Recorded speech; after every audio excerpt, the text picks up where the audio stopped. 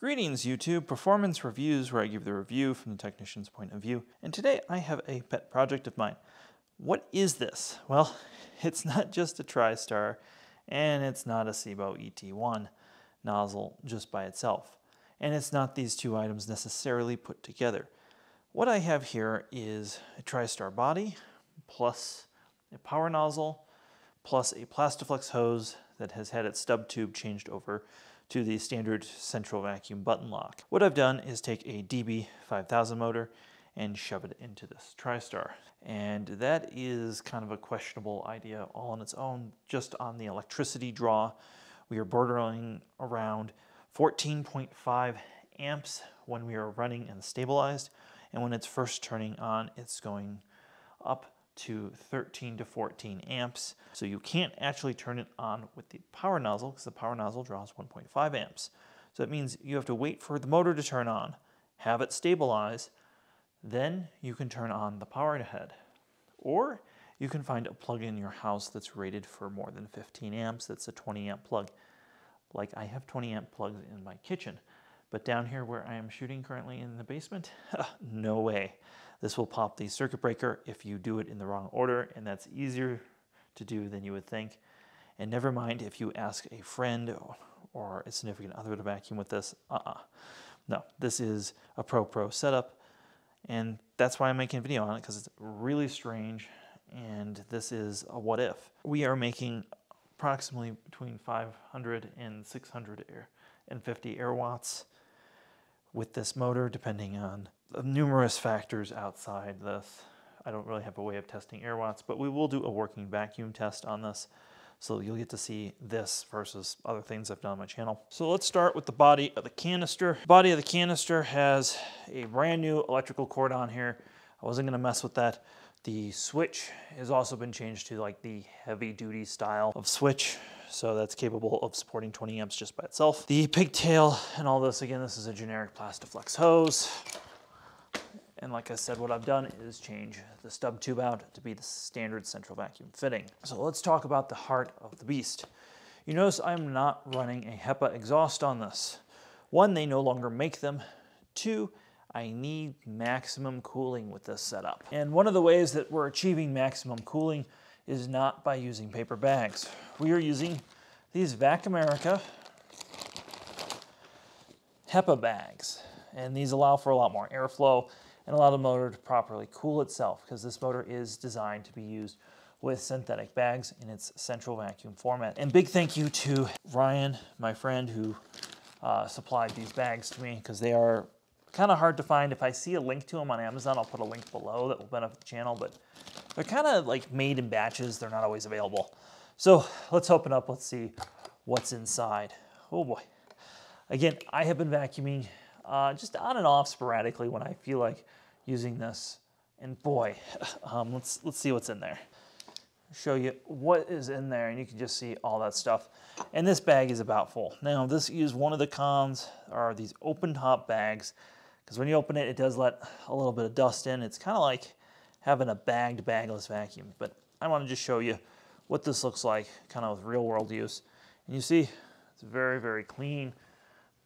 Nothing's really leaking out. I do have my favorite SIBO scent tab in there. And you can see that's very, very clean. And then in here, what we've done, if you see in there, is just your standard dome filter. There's no actual HEPA intake. I know they make those, but just a standard dome is what you want to use. Again, we're trying to cool this thing. We're trying to keep it cool, because apparently what can happen is that the gasket that holds the motor in place is rubber that can melt. So we're trying to prevent that from happening. In fact, I have been testing this setup for, gosh, maybe almost 6 months now, because I wanted to see really what was going to happen if this was going to just take a shit. You know, who knew? So that is what we have. That is the vacuum bag. We're just going to go ahead and change that vacuum bag. That is full of stuff. And again, the open top bags aren't the best solution. Now somebody's gonna comment below and be like, oh, put the Stormy bags in from the Patriot. Well, first of all, those are a slightly different shape. Second, they stopped making those and now they sell these. So yeah, storming bags are no longer available in their current format. So that's the machine. Now, the other thing that is happening here is, well, we have a SIBO power head, and this is my power head from my D4, in case anybody's wondering. But the magic sauce is this wand. This wand has a central vacuum fitting on one end and the SIBO fitting on the other end. And not only does this allow me to use this, but instead of using this tool, which is cool but stupid, we can use the SIBO tool on the end here. So this again allows us to use SIBO tools here. And then for our hand tools, we can use just standard 1¼ tools like so. So it's kind of the best of both worlds. Again, you use the SIBO floor tools with this. And I really do prefer these SIBO floor tools over a lot of other things. Now, if I'm going to make another one of these someday, I would definitely go for the 14-inch variant. This is a little hard to push, and this is a lot of power to put into a 12-inch nozzle. So, again, if we're going to do this again, it would be a 14-inch nozzle. I've also tried this with a Visselwerk, EBK360, and a Lindhaus nozzle. The Lindhaus 14-inch nozzle is the best to use out of all of them in terms of dealing with all the power. I think the ET2 is also very good. The Visselwerk nozzle's all right too. There's nothing wrong with that. But I think the ET2 is kind of my favorite of all of them. The Lindhaus being maybe my second favorite, but I think probably most people would like that. I think if this video gets a lot of views and there's a lot of interest in this, I could make a small batch of these, assemble them, and ship them out to select patrons or people who really are interested in this. And that goes to my second part of this video, is what is the interest for something that is essentially a 1930s vacuum that has been souped up and put together with the right parts. And yeah, you could absolutely, if you are a savvy collector, you could absolutely get all the parts and do this. The retail of this machine, just the retail in the parts cost, including, you know, spending a little bit of money finding a donor body, this machine would sell for about $700, and that would get you the hose, the power head, and the machine and the motor, and that's it. It wouldn't get you any of the accessories. So if we're going to do another accessories, you probably have to add 50 to 100 bucks in there for the accessories. So, but I just want to get a gauge of who would be interested in having a super strong sucker at home like this machine. So I've talked about what this is. Let's talk about the numbers, because that's the coolest part. Now, if you've been a longtime viewer of the channel, you have seen my compact C7 or C8, whichever this is, before. So let's go ahead and see how much working vacuum this has with the stock motor.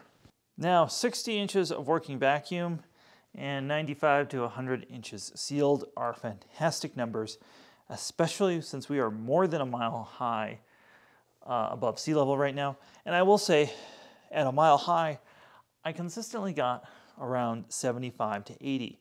I am at a much higher altitude than I have been in previous videos, so it is a little bit lower. I couldn't imagine what this thing would get at sea level. Now, one of the faults of doing this in terms of power is we have an 1¼ kick down here, and we have a wide hose, but again, it is restricted right there. So if we do that same test, again, we're doing this all with a empty bag. So right there, you can see through the hose, we're losing 10 inches of working vacuum, and even a little bit of sealed vacuum. We got like 105 sealed instead of 95, 100. So you're going to get more power not using this hose. And this also begs the question, are there other platforms that would be better suited to this sort of thing? Is there room in something like an HF6? Is there room in something, maybe even an old Electrolux might be a better fitting or thing? But these TriStars are the easiest thing to do it in, just because it's 3 screws, you get to it, everything else adapts. Oddly enough, I have wheels on here from a EXL, even though this is a CXL model, so just kind of a fun fact. And then I have everything sealed with silicone in there. So yeah, this is my TriStar that has a central vacuum motor. I guess the other thing I didn't really talk about that I want to talk about is in here. So when we're talking about in this area. So the motor, when you do this, because you can reach in and if you look in there, you can see the motor, right? And the motor is bigger on this than the TriStar, but it's going that way, meaning towards the bag. So unlike if we were to do this with something like a Filter Queen or a Electrolux, where the motor doesn't have room to grow, this has room for the motor to grow into the bag chamber, which is also what makes this a unique thing to do. Where a lot of times you'd have, as that motor gets wider, you're going to have less room for it. So there are certain machines I think that this would work in, and certain ones that won't. And I'm thinking about maybe even disassembling this and trying a few other machines to see if I can get a good donor or a good machine where I can throw this motor in. Unfortunately, I don't think this motor will fit in a lot of machines. Something more modern like a Miele, this obviously is not going to fit in. Something like a Cibo would never fit in, unfortunately. Now that gets into why do manufacturers not do this? And the number one thing is fire safety and consumption. This motor is not meant to share a circuit. This motor is meant to be on a dedicated circuit, which again means if you are vacuuming with this, nothing else can be on this circuit.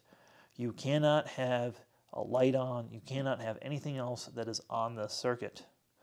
And again, that's a quirk of using this machine that is consuming, again, just gets you right at that 15 amp limit, right above sometimes, or just under. So that's, again, a weird thing with this. Now we have switched to the studio microphone. You're going to hear the real sound of the machine running. And for contrast, we're going to turn on just my classic compact so you understand what that sounds like.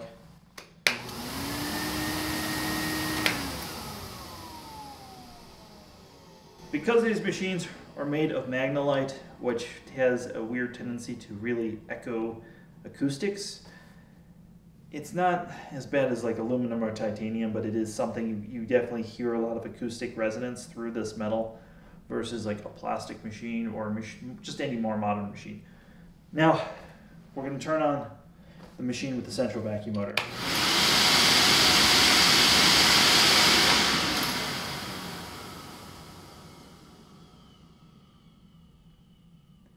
That is significantly louder, and it is something you notice between these. You know, there are more people who have heard a Cibo D4 than there are that have heard maybe a compact before, so let's just turn on D4 so you get an idea.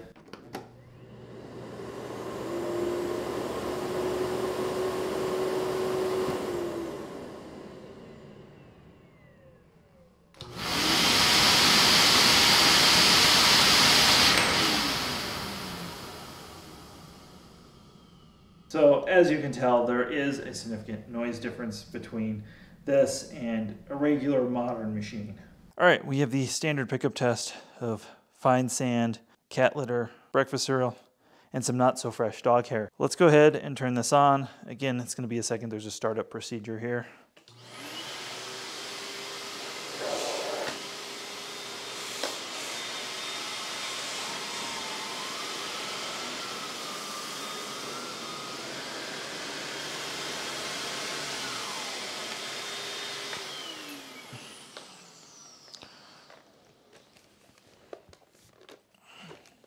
Well, that was the most boring pickup test I think I've ever done.